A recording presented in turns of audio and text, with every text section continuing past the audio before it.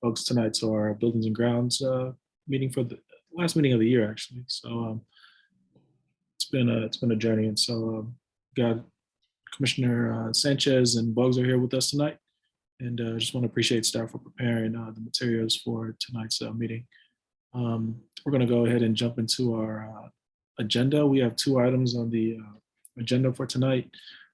Chief Kamala Nathan, tonight what I want to do is I want to take item number 2 first, and then jump into item number 1. And so we're going to be seeing item number 2 first, which is the status update on next steps on the scoping of projects identified in the Board of Education's October 2021 reallocation of the 2016 GO bond, including Southeast facility planning, outdoor learning, and site security projects. Chief Kamala Nathan, are you or do you have a staff who's going to be presenting on this item tonight?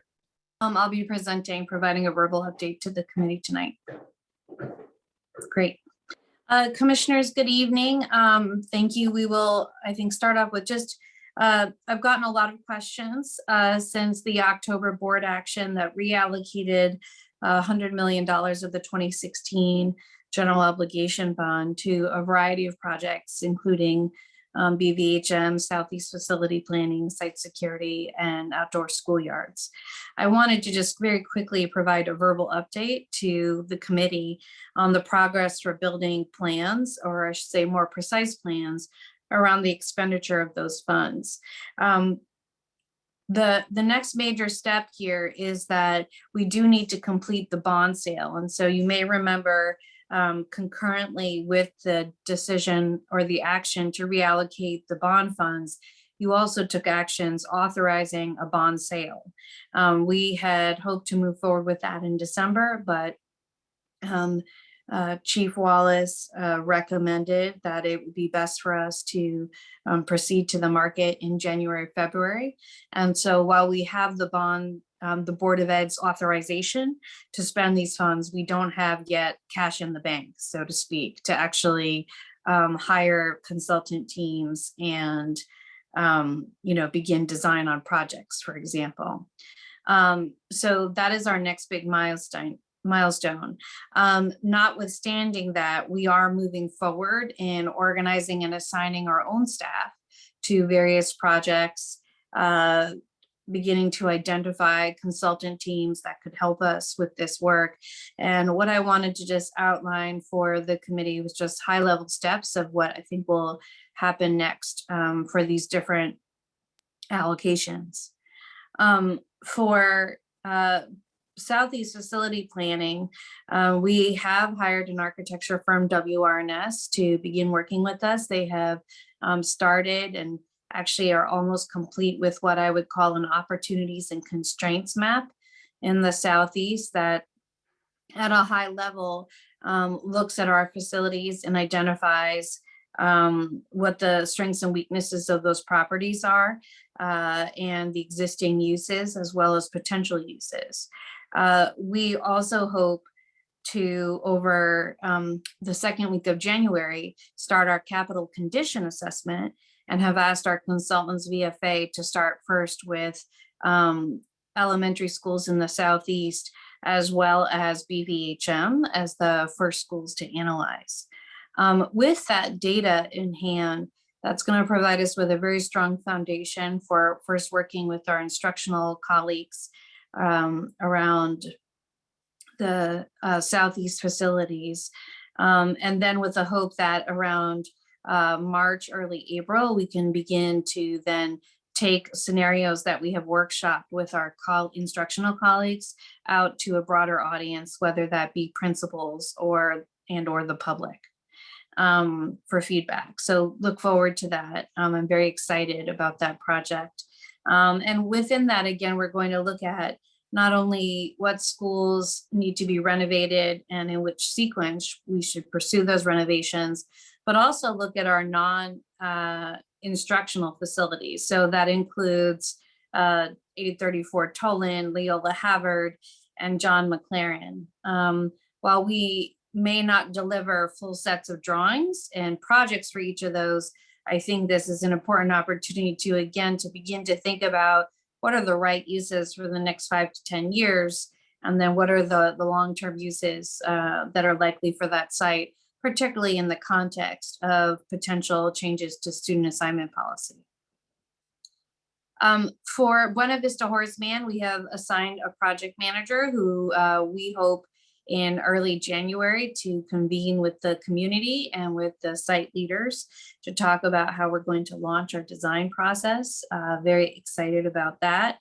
And then that project will move ahead on a traditional modernization schedule, we hope. And that, again, design process at the end of the day takes somewhere between 12 to 18 months, but we will kick that off and begin moving forward. I think for the site security and schoolyards projects, I think what we would like to do for site security is one, we have started this assessment where we want to look at all of our campuses and see what components of a secure site infrastructure do they have. So for example, some sites might have Columbine locks, other sites do not. Some sites, if you're going to upgrade and provide Columbine locks, we should also make sure to provide working PA systems, right, and phone systems. There are some sites where they have PA systems that cover the main building, but don't cover other buildings on the campus. And so we're hoping to essentially create a large matrix of our school sites and include these various security measures, including also lights and doorbell, buzzers and other features that school sites often request, and kind of rank those schools and determine which ones and in which order we can proceed with making improvements. For the outdoor schoolyards, we're hoping to really work first and do a small community process, or I should say stakeholder process, that includes both instructional leaders and also members of the public who have been consistent advocates for this kind of investment, to think about how do we want to specifically define our project goals and what kinds of projects we want to move forward with first. And so our staff has been workshopping away in December to look at projects that we know are almost right, are on the horizon, or places where there's a lot of strong site leadership and support of improvements, or places where there are also maybe funding opportunities. And again, we want to sit down with a small kind of circle of stakeholders, as well as brief the board and get feedback, hopefully at this committee, on where to start first. And because there's a lot that can be included in the category of outdoor learning. And I think, as Commissioner Bogus has said a number of times, it's really important that we're clear and manage people's expectations, and that we're very transparent about what we're going to try to do to accomplish with these funds within that vast realm of policy making and opportunities. So those are the kind of the parts of that were moving pieces, where we needed to think a little bit about what the planning might look like. So with that, I'm happy to take any questions. Just wanted to provide a brief update to say we have made progress, but next we're waiting for the cash. Thank you, Chief Kamala Nathan. Deborah, can you see if we have any public comments on this item, please? Yes, if you would like to speak to this item, please raise your hand, and can I have that translated in Chinese and Spanish, please? Por favor, levanten la mano si quieren hablar sobre el tema que acabamos de tratar. Muchas gracias. 如你想對剛才講嘅項目發表意見嘅話，請而家舉手。Thank you. Okay, how much time, Commissioner? I see 2 hands. Let's just go give folks 1 minute to comment. Supriya? Hi, this is Supriya Ray calling. Thanks for taking my call. It's late in the school year, and I hope everybody has a good holiday. But in the meantime, while we're on this meeting, I wanted to comment on the progress of the outdoor stuff. I have to say, I'm really sorry to say, but I am disappointed at what I've seen so far. I and many other parents have worked tirelessly, in essence, on this for over a year, trying to bring outdoor schoolyards to children across the city. And I understand that there are constraints and money has to be waited for and such in various ways. But it's been 2 months since the board agreed to this funding. And neither I nor almost anyone else I know who has worked on this issue has been contacted about this. We have offered in so many ways and in so many forms to help. We have even provided draft design concepts that we got from a reputable, recognized firm who did this pro bono using Sunnyside as a backdrop. And I haven't gotten a response to any of this. Like, I'm really disappointed and saddened about this. Thank you. Okay, I think it's Michelle. Is it Michelle? Yes, thank you, Deborah. This is Michelle with the Parent Advisory Council to the Board of Ed. Thank you, commissioners. Thank you, Chief Kamalanatham, for your update. I just want to appreciate the sort of holistic approach that you're using with these safety measures. It can't be soon enough, unfortunately, in the times that we live in. It's long overdue, and I really appreciate the look at the complete system, making sure that there's communication accessible for all spaces on campuses, that we have the Columbine locks, that we have the lighting and the intercom systems, and that everything works, because it's the only way that we can keep our kids and our staff safe should something unfortunate happen. That has happened at so many schools in our nation. So thank you very much. That's it, Commissioner. Thank you. And then we'll open it up to our colleagues, Commissioner Bogus and Commissioner Sanchez. Commissioner Bogus. You want to go first, Commissioner Sanchez? I think you were unmuted first. Okay, cool. I think for me, I just was hoping to get a little bit more understanding around kind of the timeline for us as a board to be engaged and get updates around these things, and when we get a written timeline, cost projections for these projects. And I think I'm also just trying to get a better idea of how are we prioritizing projects? What is the decision making going into that? And kind of what kind of, I guess, safeguards do we have in place to make sure that schools like Buena Vista Horseman, which is prioritized, but schools like it that aren't Buena Vista Horseman are getting prioritized before they fall so far behind that they need major additional support?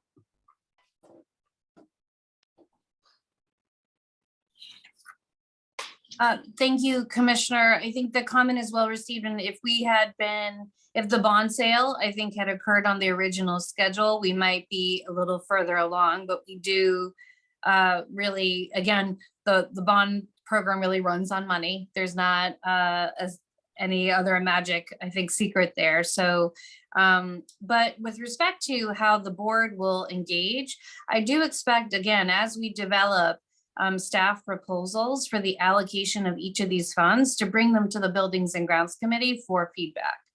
And for Buena Vista Horace Mann, I had shared, I think I maybe had made a slide for Commissioner Alexander, come to think of it, that I have not shared with the board as a whole, that shows in a little more detail what the design schedule looked like for BVHM. But at the very least, around 6 months from now, if not sooner than that, we expect to be deep enough into design that we will have rough magnitude cost estimates, as well as a clear sense of goals and priorities for the site that we also intend to share with the board. We are trying to build in more time at BVHM for a more in-depth community process than we normally would probably experience for a typical modernization project. So that may impact some timelines. Same thing for site security and outdoor learning, that again, I think the first steps are really in January to kind of organize the teams and the information that we need. And that then after some dialogue with stakeholders, both internal and external, come forward with proposals around the allocations of those pots of funding, of those categories of funding, to get feedback from the Buildings and Grounds Committee. Well, thank you for that clarity. I think just to get a little bit more clear, will the proposals be coming individually, or will they be coming as part of kind of a master kind of plan with everything together for us to kind of look at? Or is it kind of as we go forward, or is it a combination of both? I think I'm trying to get an idea of how we'll kind of be gauging the flow and the scope of the project. Great, thank you. That's a great question. And I think especially as I think with this allocation pivoting from past practices to what I hope to establish for new practices. In general, my approach is to bring to the board a set of goals for the funding. And to the extent that we actually employ quantitative or qualitative criteria to evaluate projects against those goals, sometimes that's necessary, sometimes it isn't. But to the extent that that is a useful part of our process to share that with the committee and get feedback on it. And then after we kind of agree more specifically on goals and or criteria, to then break it down into, okay, well, here are the projects that would result from the application of those goals and criteria, and come back to Buildings and Grounds again and provide a more detailed accounting of here's the types of here are the sites that we're looking at right now, here's our rough estimates of the budgets. I think that my hope is for 2022 that I would like to actually include at the Buildings and Grounds Committee a standing agenda on the overall implementation of the 2016 bond. And so that as we have that as a recurring agenda item, it will be a place to share these kinds of updates, as well as any other milestones or changes to conditions that develop, and as well as the remaining modernization projects that are wrapping up. So I think my general thought is to start with goals, and making sure we've got some idea of goals and criteria with some clear example projects so that the committee can understand, get a more vivid picture of what we mean when we say, for example, stormwater diversion or outdoor schoolyard, right? So that there is more of a visual sense of what that means. And then with hopefully Building and Grounds Committee, positive feedback on those goals, or if we need to workshop them a bit, then develop specific projects that we would bring to the Buildings and Grounds Committee. Because of the nature of this work, it is, again, incremental. You start out with small, little, your initial pieces of information, and then as you proceed through every phase of design, you get more and more information back that helps you to refine your estimate, as well as to flesh out the project. So there isn't a light year jump between we do project goals, criteria, and then, by the way, here we came back with full sets of construction drawings on 10 sites. That isn't what you'll see. And it's really going to be projects and goals, criteria. Oh, first draft, applying these goals. These are, we've identified maybe 10 projects, and we're going to say these are our top 5, and these others, if the funding stretches, we'll work our way down this list. And then with that, then we go deep, then we go into design and first authorize and expend funds on the design process, and then come back to the board eventually for, construction contract approval. And to the extent, again, I do intend in 2022 to have a standing update on the 2016 bond program. And so as designs develop, look forward to just bringing them, a little show and tell, frankly, so folks can see what's going on. Thank you for that. Commissioner Sanchez. Thank you. I appreciate that, Don, having that as a standing item. Can you just address the concern that Ms. Ray brought up around the folks that have been working on ideas around outdoor learning, and I guess the frustration that she and others have with, I guess, not feeling like they're being heard or incorporated in the process? Yeah, I think, Commissioner, I'm sad to hear that. I think I understand the frustration, especially from longtime advocates who have been working on this issue for 18 to 24 months, who I think And they're not alone in this. I think BVHM community feels the same way of like, but you got the money, right? Why aren't we starting on the work? And again, we have the authorization to spend the money, but we don't yet have it in hand. We are aware of the proposals that have circulated within different school communities about ways to do outdoor schoolyards, but we also want to make sure to do this work in partnership with site leaders. And this is not really the best time of year to do that. And that stretch between Thanksgiving and Christmas, the winter holiday is a rough time to engage folks, especially after the past 18 to 24 months we've all had. And so our hope is, again, that we will hit the ground running in January and begin to, more formally establish stakeholder feedback and mechanisms for doing that. I think one of the things that we do, that's why it's important that we continue to have a status update at these meetings, is that we also really need and value, again, instructional site leadership championship. And we don't move forward, or at least I do not feel comfortable unless there is a safety or security issue in moving forward with projects at school sites at a faster pace than the school site itself has expressed interest in. So I think what we see in January is we will again create these stakeholder, like a stakeholder group, and also outline a process that says, here are the ways that we can demonstrate and connect with site leaders to make sure that they are on board with the projects that have been proposed. And are you imagining for the stakeholder project group, including folks like Ms. Ray? Yes. Okay. And then just, I may have missed it on the Columbine locks and the PA systems, but at the end of the day, what would be the kind of the end date for all schools having those projects completed? Commissioner, at this point, I do not have enough information about the specific sites to be able to give you a timeline. So for some of these sites, again, it might be very simple kind of fixes. And then others, we might have to tackle structural issues in certain buildings.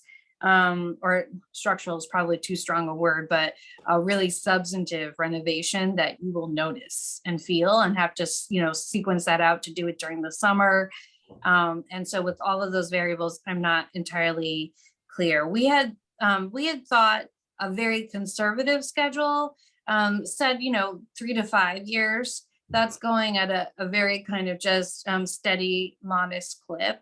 But I'm hopeful that, again, once we have complete our assessment and have the bond dollars in hand, that we will maybe be able to assign a few more project managers to help with this than normally work on it. And that might also increase our speed. Okay. And then the BVHM projects, has there been, I may have missed this as well, I had to pop out at the beginning. Have there been any projects started already, like short-term projects? Or we have been internally scoping short-term projects, and but we have not started again any of the work yet. We still don't have the cash in hand, so but we have begun scoping. Okay, thank you. Mm-hmm. All right, Chief Kamalinate, and thank you for the work on this. I think one of the things that I want to highlight is we're now at a point where we're talking about agenda items that is, we used to be heavy on the COVID response and opening up. And so I just kind of want to highlight that, it feels good to be able to get back to some of the other items that have been tabled or staff has been working on, and we haven't been able to give it the public attention that we've been wanting to because of COVID-19. I had a couple of questions. The reasoning behind the Chief Wallace's recommendation to push the funding or the bond sales to January, February. I mean, from what I'm hearing, or what I've heard from some folks in the community about the market, that right now is a good time for us to be having this transaction going. And so I'm curious to know why it was pushed back.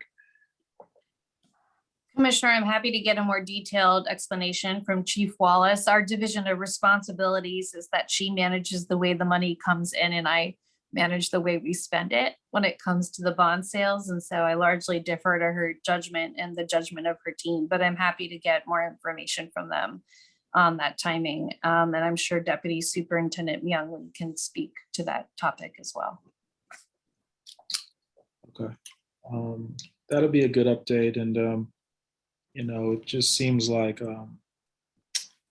if that continues to get delayed, then the projects get held up, And then also because of that timeline, does that impact in terms of outdoor learning and the spending, we had a timeline of, 6 months that funds could be utilized, and the funds could be utilized up to a certain amount, so does that timeline get pushed back because of the bond sales, or how does that impact the direction that we gave earlier to the school district? I don't think it impacts our ability to scope and present projects to the board. I think it may impact the first date of groundbreaking, right, for different types of projects, but it should not impact our, I think, planning process for those funds. All right. Then in terms of like process-wise, actually capacity-wise, what's the staff's capacity right now to be able to carry out some of this stuff? And I'm thinking a lot around the stakeholder engagement piece. I know Supriya and her group has been working, probably 12 to 24 months around this project. And from my understanding, correct me if I'm wrong, if we are at capacity in terms of what we can manage, would we be able to bring on, say, a consultant, to be able to like handle some of this work? And, from what I know, all that we could get reimbursed back within bond funds, right? And so if there's additional support we could use to kind of like start moving on some of the projects in terms of like building out the process, right? Building out the process, doing stakeholder engagement, and then getting reimbursed back from the bond funds when it does get purchased.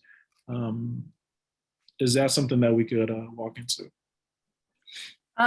Commissioner, you're correct that those types of expenditures are eligible for funding by the general obligation bond. In terms of staff bandwidth, I think it's actually, it's strong. We, as of December, most of the modernization program will have concluded. This is the remaining work for the bond program to complete. And so I think that we have the bandwidth to deliver the projects and also have just, to your point, it is only very recently, as of our past two meetings, that we have been able to talk about our jobs again as if we were doing our jobs, like the jobs for which we were hired. And I think we are very excited to make that pivot more real in January. And honestly, again, notwithstanding certain stakeholders' availability, we didn't really want to, November and December is a really busy time for a lot of families, for a lot of the school calendar. And it just felt like January was a better time to kind of launch conversations that were going to require more intensive time investment. But I do think we have the staff bandwidth. And I'm also hoping to reach out to a couple of potential partners, both consultants and potentially nonprofit, to help us again with outreach, feedback, and also design ideas. So thank you for that question. But I actually think as of January we will be in a very strong position. Okay, I had a few more for you. The capital conditioning assessment process. I know that's something that we've been talking about throughout the year. Is that finally getting kicked off? Because I know that is going to help us create a master plan, right? Yeah, as well as a lot of other things in terms of our long-term capital planning. So we are hoping to do, we're going to do a small group of first assessments the week of January 11th, just to work out the the details of our own workflow with the consulting team, VFA. They are eager to start work. My staff has briefed VFA on what we're hoping for from them. And we've been doing a lot of pre-work really to more specifically understand the details of the data that we'll get back from these assessments. But our hope is the week of January 11th that we will have those consultant teams go through a number of sites at Southeast Elementary Schools as well as BVHM. From there, we will expand out and build based on how long it takes. We want to see how long it takes for the teams to kind of get through a typical school or a certain amount of square footage. Once we have a sense of that, we can build out a schedule for the remainder of the SFUSD capital assets and say, okay, well, moving at this pace will be done by May, will be done by July, but we'll have much more specific timeline.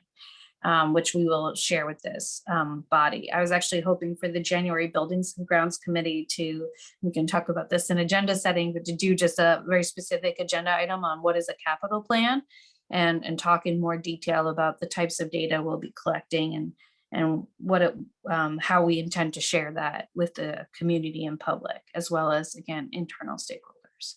Okay, that sounds good. I got one more question and then a comment. You mentioned tonight something around full sets of drawings. You said architects. Could you explain what that means?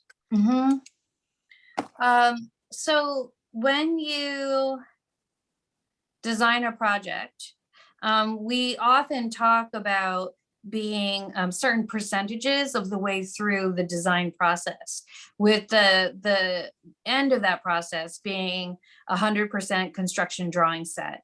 Meaning you have the full plans necessary to bid out the project so that a contractor can look at those drawings and determine what is being asked of them and provide an accurate price for what they'll be able to deliver. There are earlier points as you're in your design process, however, where you tackle questions. You start at a broad level and then you're again drilling down into more and more detail over the course of the design. So at the beginning of your design process, in that 20 to 30% range, you're getting a concept plan that talks about the overall spatial relationships you're hoping to have at the site, the essential set of features that you're hoping to build, and that gives you your first sense of kind of what the aesthetic goals of the design are as well. And then as you, again, move through your process, you're just adding on more and more layers of detail, as well as more and more information from the site itself in terms of, what you're discovering in terms of site conditions. And also, I have a very vivid memory of working at a site where there was an underground stream and making some assumptions about that and then determining that the stream had moved, right? So you have those kinds of moments as you go through the process. But when we say construction drawings, we mean the full sets of plans that a contractor can bid on. Okay, appreciate that. So I'll wrap it up. Thank you for the update. We can definitely, turn this into a standing item, which I highly recommend. I think it'll be good for us. And part of that for me is really making sure that we execute fully on these projects, but also preparing ourselves for the next general bond. I think it's going to be important for us to, carry these projects out, successfully so that we could prove and, communicate to the voters that, the bond funds have been useful and that, there are other projects that we want to work on. My last piece is really around the stakeholder engagement. I know folks are working around the clock. And so, when we can get to that piece, I did see some drawings, full sets of drawings, I guess that's what the terminology is, from some of our groups out there. And, I think it's worth looking at. Lastly, I would, as we're working with our site leaders, they may need continuous education and, you know, support around this stuff, knowing that folks are not our architects and construction workers. And so as much as we could like help them walk through it so that the timelines don't get pushed back more, I think the better. But that's what we got. There's no more hands up. Appreciate Chief work on this, you and your staff.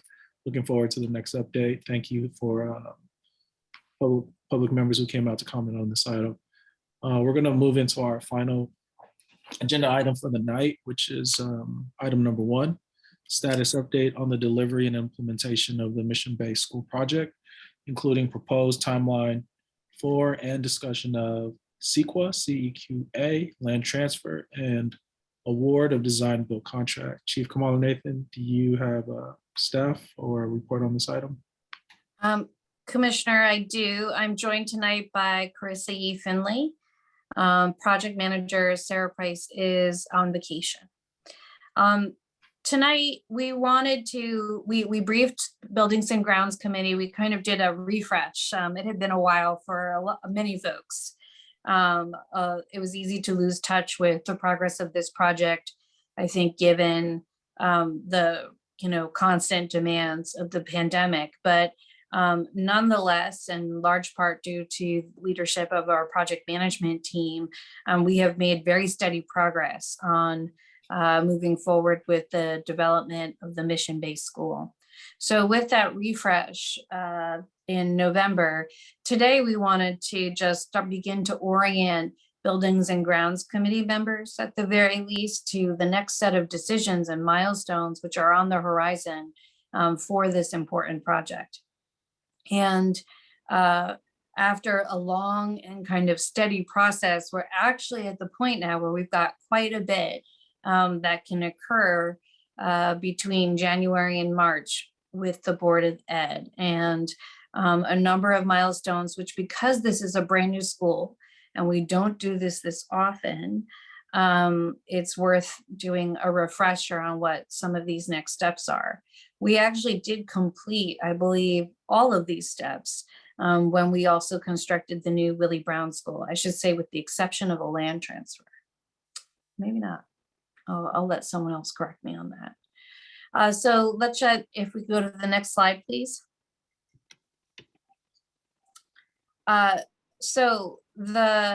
Tonight we're going to very briefly, I'm going to invite my colleague Carissa Finley to again talk about the rationale for the mission-based school and the demographic trends that are driving it.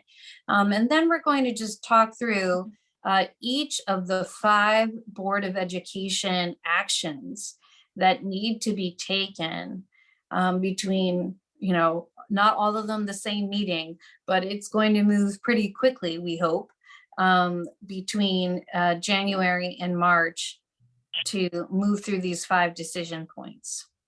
So with that, I'm going to turn this over to Ms. E. Finley to just talk a little bit about the rationale for the program and the demographic trends that we're projecting as a district. Thank you, and good evening. Next slide, please. So as mentioned in last month's presentation, the mission-based school is about the vision that schools are a part of complete neighborhoods. There's been a tremendous amount of growth in the city that's concentrated around the Mission Bay area, which, as you know, is a formerly industrial area, but is now a dense residential neighborhood. And so the San Francisco Planning Department, where I pulled some of these numbers on this slide, has used their own methodology when anticipating the impact of new housing on the need for additional community facilities. And they estimate that 11 more elementary schools could be required for the growth expected in their greater SOMA planning area alone. They're now updating the city's housing element, which guides housing policy in San Francisco, including aligning their housing plans to a regional housing needs assessment that calls on the city to add over 80,000 new units of housing in the next 10 years. And so this will generate more students and the need for more seats beyond even what's on this slide. We've learned that identifying new sites suitable for additional schools can be difficult and expensive. with the Mission Bay School, and there are a couple of others in the city, there are dedicated parcels that are part of large-scale neighborhood redevelopment plans. Outside of utilizing those, if we were to need to grow in the future, as we are projecting from this housing growth, and Chief Kamala Nathan can correct me, but the approach one would need to take would be basically piecing together small parcels and going through a really expensive and lengthy real estate acquisition process with multiple owners. And so a site in Mission Bay has been set aside for donation to SFUSD to build a school as part of their the neighborhood redevelopment plan from 1998. And so we are excited to move forward with that and meet the need in the district as well as the growing region of the city. Next slide, please. And so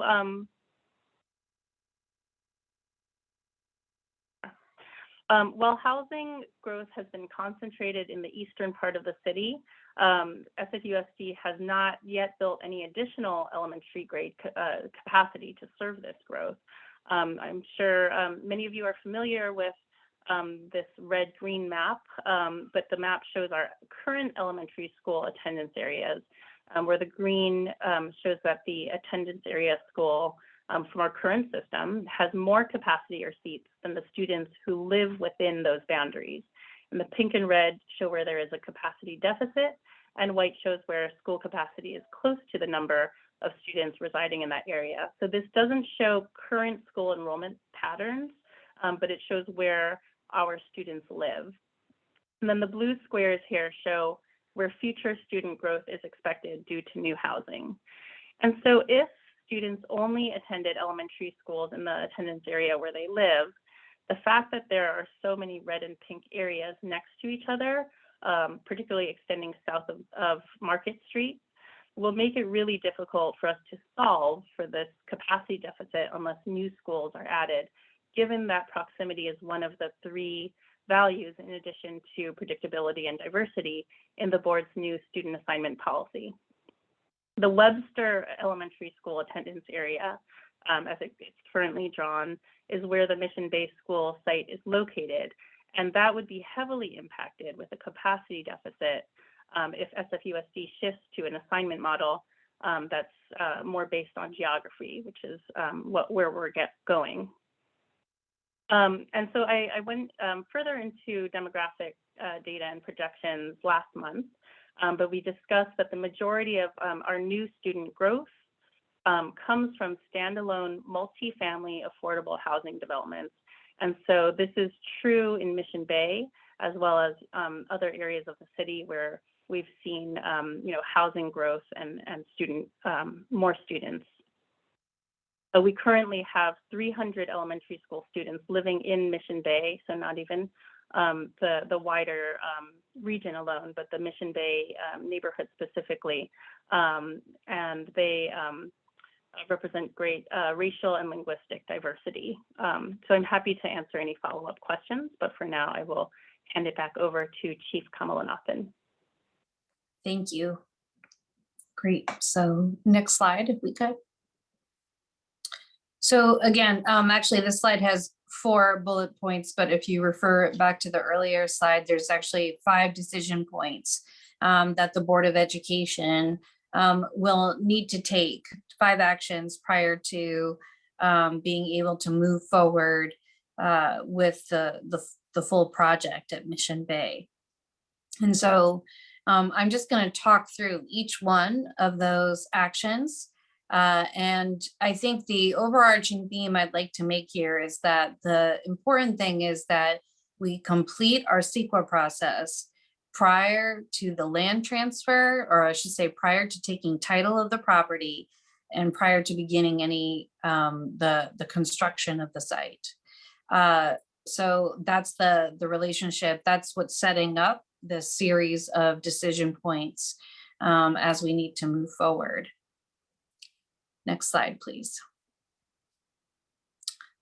So again, California Environmental Quality Act process. requires that as you, as a project sponsor, develop a project that you analyze the impacts to the environment. And there are several categories of environmental impacts that are outlined, and you're supposed to analyze each one of those and analyze your project as well as alternatives, including a no project alternative, to be able to compare impacts to the environment with the overall goal of trying to provide decision makers with a very thoughtful, nuanced analysis that will allow them to deliberate effectively on the project and when and whether and how to move forward with the project, with an overall goal of, as much as possible, reducing your impacts when it is possible to do so, while also accomplishing your project goals.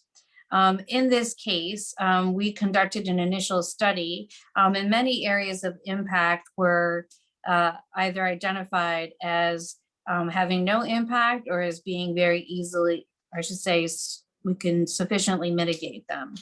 There's one area of impact that we found a significant and unavoidable impact, and we will continue to, and that is around air quality. And we expect to brief all board members on both the EIR and its findings prior to bringing this item to the full board.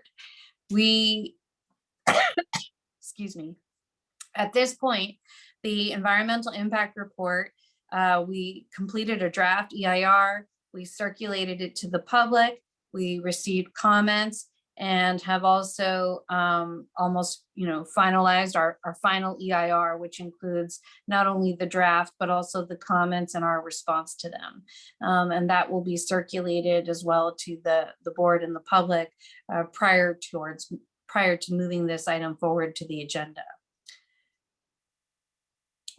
Because we have found a significant and unavoidable impact, we need the board, if they agree with the analysis that's presented in the EIR, we will be requesting that the board adopt a statement of overriding consideration.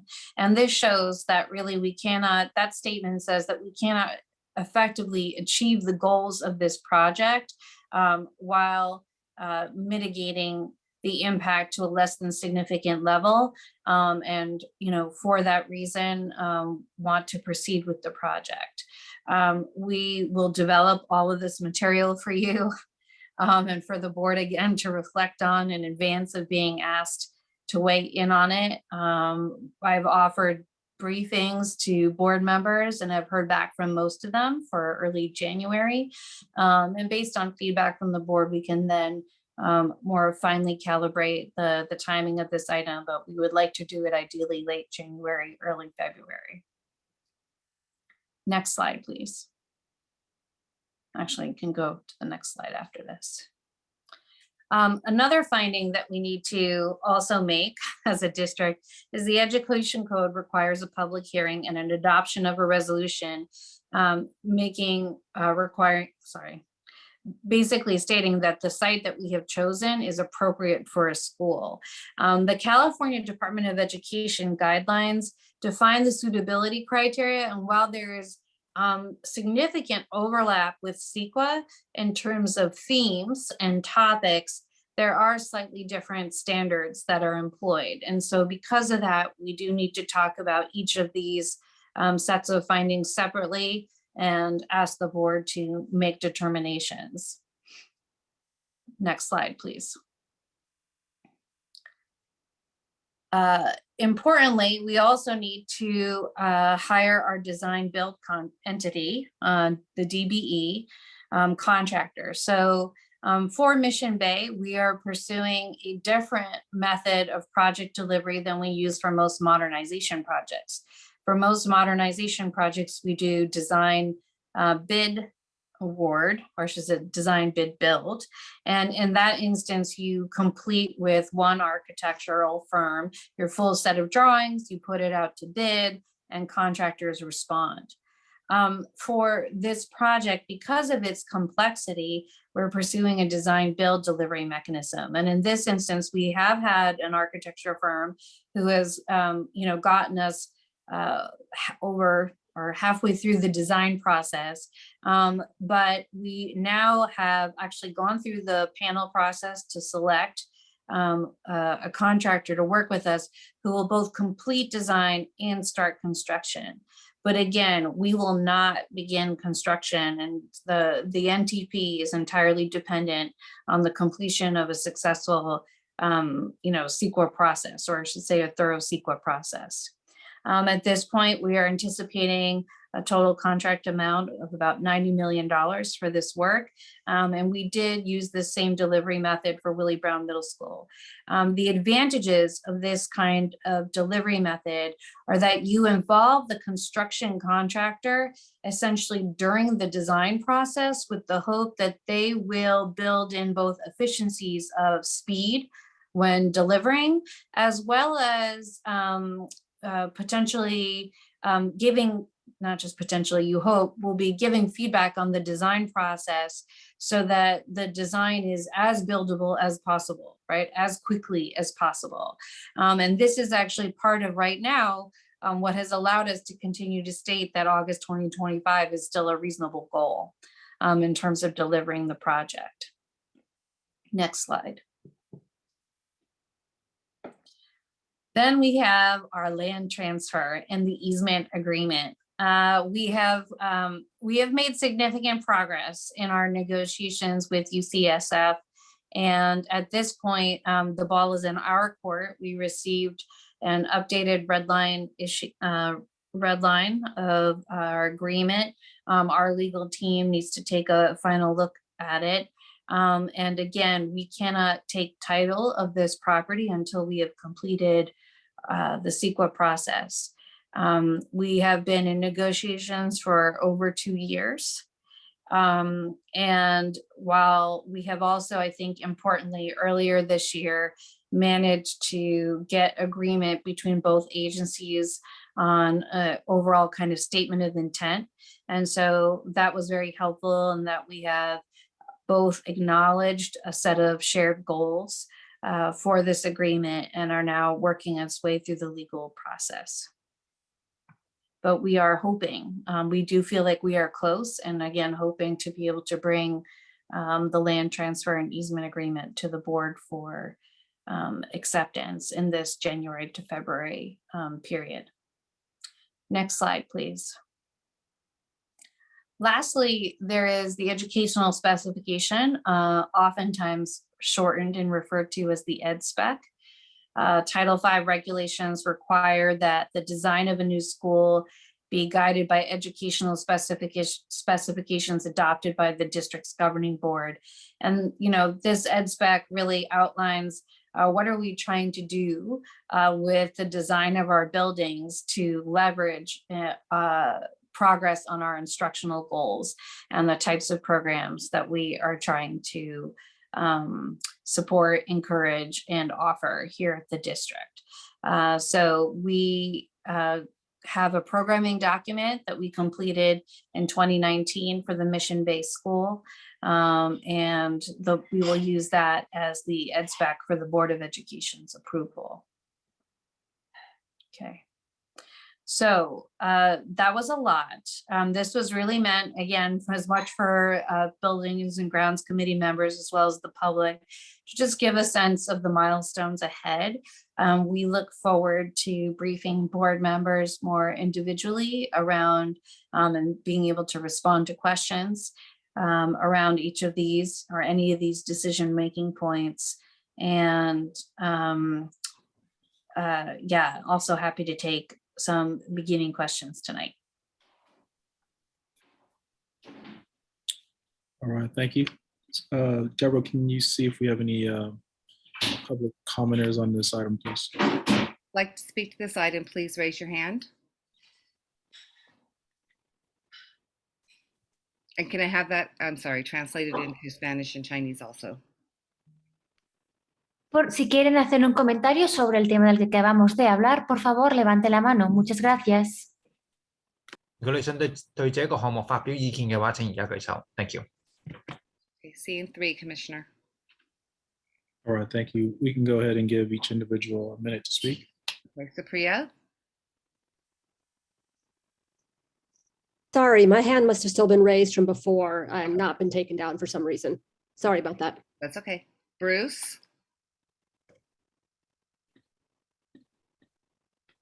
Bruce? Good evening, Commissioners. My name is Bruce Agid. I'm a board member of the South Beach Rican Mission Bay Neighborhood Association and the lead for the Mission Bay Elementary School Community Steering Committee. Our committee is comprised of community leaders in the greater Soma area, South Beach, Mission Bay, Dog Patch, Potrero Hill, Mission Housing, Mercy Housing, and TNDC. We are pleased with the focus and progress being made by SFUSD staff to date. With the information provided at today's meeting and the fact that there are only a few approvals left before the construction of the school can move forward. As you can see in the slides outlining the growth in the greater Soma area, Mission Bay, Dog Patch, Potrero Hill over the past 15 years and projected over the next 10 to 20 years, families living in these areas, which includes approximately 30 to 35% affordable housing, are living in a public school desert. With the next steps clearly outlined, the EIR, design build contract, a transfer of land from UCSF to SFUSD, encourage the district as well as the full Board of Education to move forward with these approvals in a timely manner to assure the school can be ready to accept students in August 2025. Thank you so much for your continued support. JR? Good evening, and thank you. I really appreciate the presentation that Chief Kemmel Nathan displayed because it shows well the status of need in the neighborhoods for additional school facilities. What the presentation does not show is the future state where we continue to add housing. There are lots of projects in the city that are not moving forward. However, in our neighborhoods, we have at least 4, the Mission Rock project, the Pier 70 project, the Potrero Power Station project, and the Rebuild Potrero Hope SF project that are going to add so many more students across the diverse. I'm sorry, I muted the wrong person. Go ahead, JR. Got it, thank you. As I was saying, we're actually building housing here, and we know that families of diverse range of incomes are going to move into that housing over the course of the next 5 to 10 years. And so having the mission-based site built out and ready to accept those students in a timely fashion is very important to ensuring that we have a residential community that can live, stay, and thrive in our part of the city. Thank you very much. Seema? Hi, hello, good evening, everyone. Again, thank you for this opportunity to review all of this information together. My name is Seema Sri, and I'm a co-founder of ID8SF Trans Bay community group on behalf of a lot of the parents in the Trans Bay community. We just wanted to kind of echo that, you know, while this project often gets referred to understandably as a Mission Bay neighborhood project, that the amount of market rate and affordable housing that has grown closer to Salesforce Tower area side of the city also has a plethora of families that are looking for a school, and this would help solve for that. We have so many family members in our community neighborhood groups who end up leaving because there aren't schools nearby. And we really hope that, you know, with not only the housing that's been built in the last decade in this area, that we also have huge projects coming in the former temp terminal, which will be over 800 units, and half of that will be affordable housing. So it would be great if you could consider giving us schools nearby. Thank you. That's it, Commissioner. All right, thank you, Deborah. Thank you to the public for attending tonight and providing feedback on the agenda item presented. Colleagues, if there are any questions or comments. Commissioner Bogus. Yes, thank you. I had a question as far as the projections around the increase in students. And a lot of the other conversations we've had in the last month, we've actually been talking about having a decline over how we balance that. The decline in enrollment that we're currently experiencing connection issues. My apologies.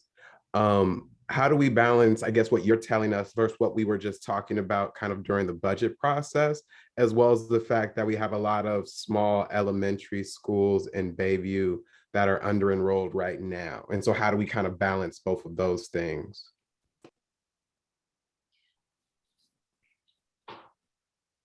Thanks. I can start us off, and Chief Kamalanasan, if you want to add in. For the Mission Bay School, I think that it solves for a couple of things. One is, this long-term growth trajectory that we are on with the future housing growth, and the fact that the real estate decisions that are made today will impact our city and our district for the next 50 to 100 years. And the fact that when you look more regionally and less on a district-wide perspective, that there is a current need as we move to a more proximity-based student assignment system to offer more seats in this part of the city. I do understand that sometimes can feel contradictory with the fact that we are going through an enrollment decline, particularly in the elementary school grades, particularly due to the pandemic. And with the numbers in terms of future housing growth, we do expect that to reverse and to really have a great need for more seats in the future.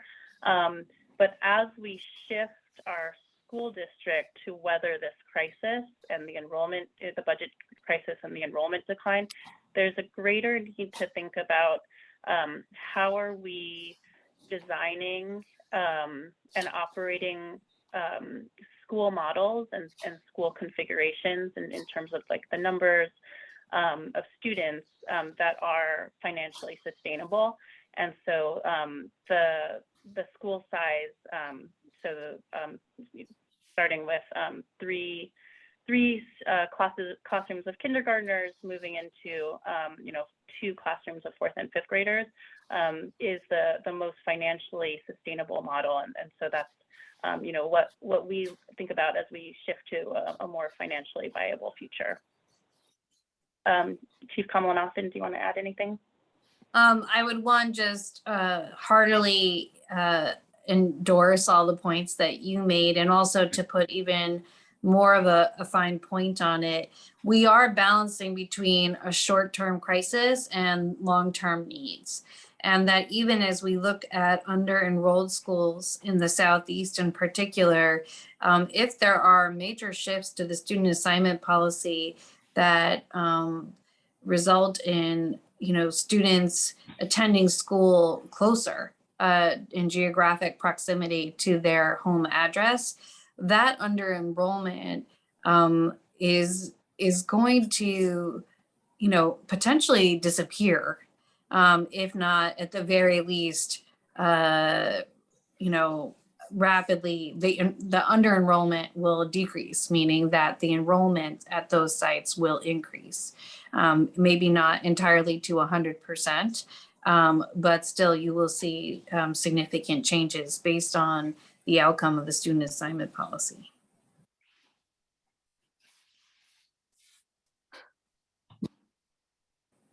I think he's done. Okay. Commissioner Sanchez. Yeah, thank you. Yeah, I had the similar concern as Commissioner Bogus on slide 3 with the growth of the Greater Soma area. It says that SSF planning estimates that 11 new public elementary schools are needed because the growth is going to be going from 14% of the city's population to 22%. That number doesn't add up to me for some reason. It seems like we would need 11 new schools with an 8% growth. Is that because right now there's so few students that live, or school-age kids that live in that area, and the projection is going to be so much more that we would need 11 more schools? And then my second question around it is, what about middle schools? There are no middle schools that are near, except for Bessie's middle school component in the Greater Soma area. And so what are we thinking about in terms of middle? That's a great question, Commissioner Sanchez. So I think this is a multi-part question, so let me know if there are parts that I'm not able to get to.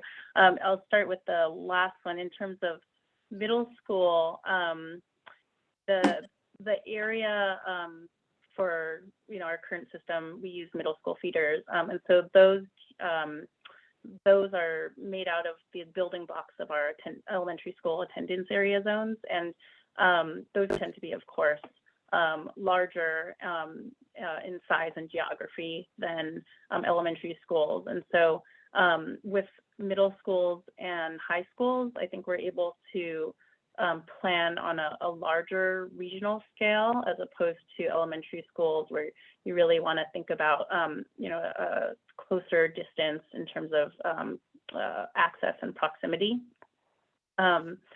And so, but that isn't to say that in the future, depending on how closely the need for more seats actually tracks with what SF Planning's estimate has been, there might be a need to look at the additional seats for middle school and high school. The last time we did look, when we were in the initial planning phases for the Mission Bay School, across the district, there was the greatest need for elementary school seats as opposed to the existing middle school and high school capacity that we have district-wide. I think that was part of it. Mm-hmm. And then you were asking about something on the slide itself. Do you mind repeating that again? Sure. Just that it looks like the growth of the greater Selma area is going to go from 14% to 22% of the city's population. There's only one school right now that serves elementary in that area, right? It's Bessie, unless you want to count Webster, which is in Potrero. So why would it go up? Why would we need 11 more schools if the population is going to go up 8%? I don't understand that. It doesn't make sense. That's a lot of schools. Yeah, I mean, so I'm happy to follow up. I think, we have to look at the boundary that they call Greater Soma is actually much wider than I think what we think of as Soma itself. And so I can get back to you about, what schools we have. When we have been in coordination with SF Planning in terms of, they utilize some of our enrollment forecast reports and the student yield numbers, but have their own information about housing and how that's going to come online. And they're doing that again for while they update the housing element.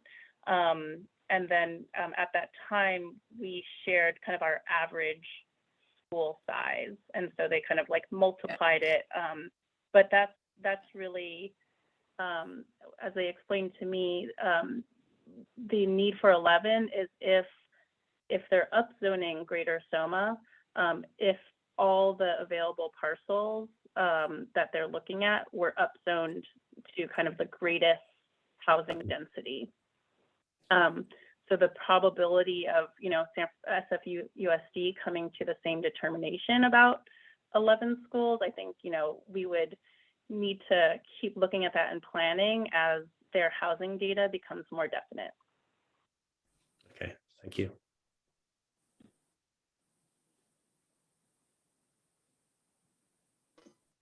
Thank you. Commissioner Sanchez, just on the 11 schools again, I would say though that we added that in as an illustration, to say that with the expected increase, across the board in terms of planning agencies where we are anticipating student growth, particularly in some of those impacted areas. Sorry for the interruption, Commissioner Bowe. Yeah, I just had a follow-up question. I was curious if the numbers we're using in these enrollment projections are the same ones we're using in our LCAP process, or are we using the same process in both of those processes for those projections?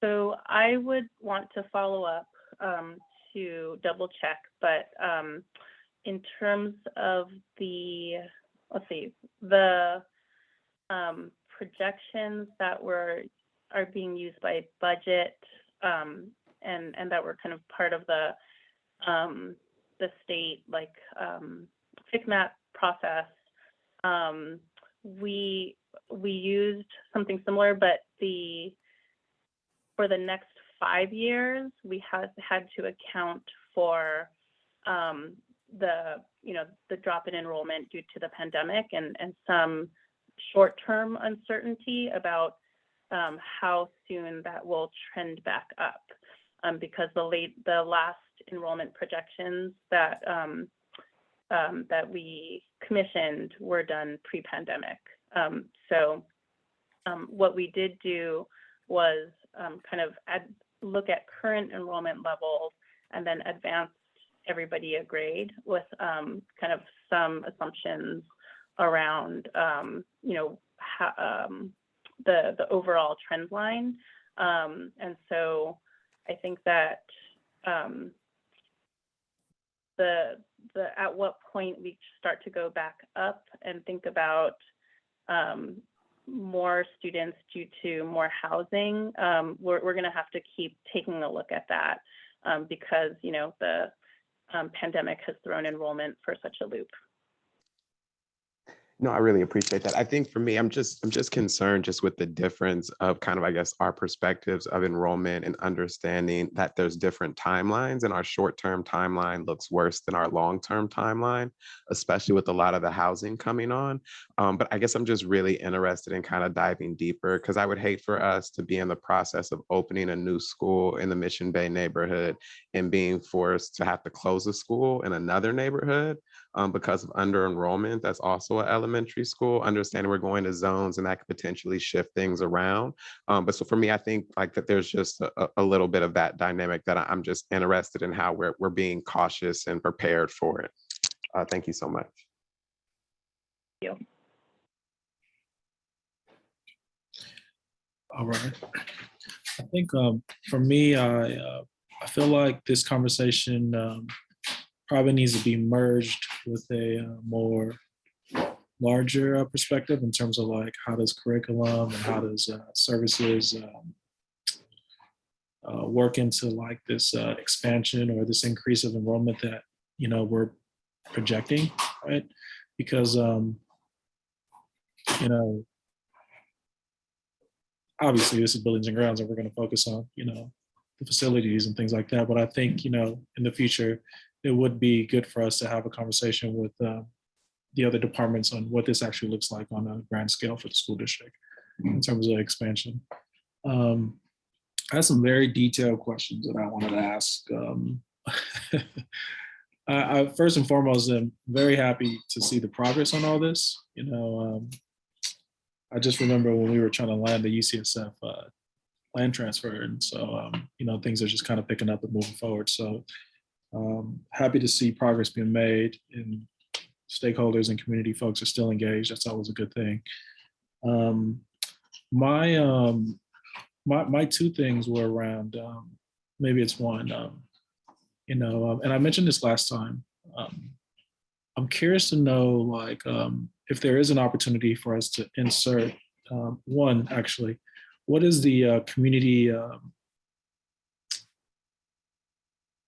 give back, I guess. I don't know what the terminology is, but in terms of our developers, right? So we're out there, we're contracting, and this kind of goes back to the thing around, I think it's DBI or DBE, design, build, the model. So the first question is, in terms of our developers who are coming on, what's their community impact contribution to, our students here in the school district? And then, piggybacking off of what I mentioned last time, is there an opportunity for us to insert language within RFPs, if it's not too late, that, these developers who are coming in take on internships for our kids, so that students can get hands-on learning and, our developers could do a good service for the community. I'm curious to know if there's any thoughts around that, if there's any based off the last time I mentioned it. But just Mhm. kind of curious to hear if there's any feedback or comments on it. It is actually in our contract documents. I did research this with our team, that firms that work with are supposed to offer internships. CTE is our main partner instructionally in coordinating all of that. And CTE has offered to actually follow up with our different contractors to, ensure that there's adequate participation, right? Or at least good faith efforts. I think I'm not familiar. We're at the very beginning of the Mission Bay project, so I couldn't speak to whether or not the firm has contemplated Mission Bay interns yet or not. But we do have that provision as a whole for the facilities division. Okay. Yeah, I would love to see the numbers on that and, the actual dollars that went into the specific program. And these are the dollars were spent produce interns. I would love to see that. I think that's actually, that's pretty good if we're in that direction. I think it's really helpful for a partnership. My last question was around groundbreaking, right? And so are we looking at completion 2025 or are we looking at groundbreaking 2025? No, we are still, I want to toss salt over my shoulder and knock on wood, but we are right now still on track for August 2025 opening. Groundbreaking would start again if we can get through the milestones that I just outlined for you through January through March. We could start construction in March, April. We would start, if we could really clear all those things in the first 3 months of the calendar year, we are 100% ready. Oh, okay. So we just need to get our shovels and get through these items that we listed tonight. And, that sounds good. Okay. I am really excited and happy that you, Chief Kamal and Nathan, you've been in contact with our other colleagues, getting folks briefed on these items. And, I do look forward to us to being able to get all these wrapped up so that we can keep this moving forward. That's all I have for you all tonight. I appreciate everyone. I think this is the last meeting for the district before we go into the holidays. I appreciate you all. I hope you guys all have happy holidays with your family and friends and whoever it is you want to spend time with.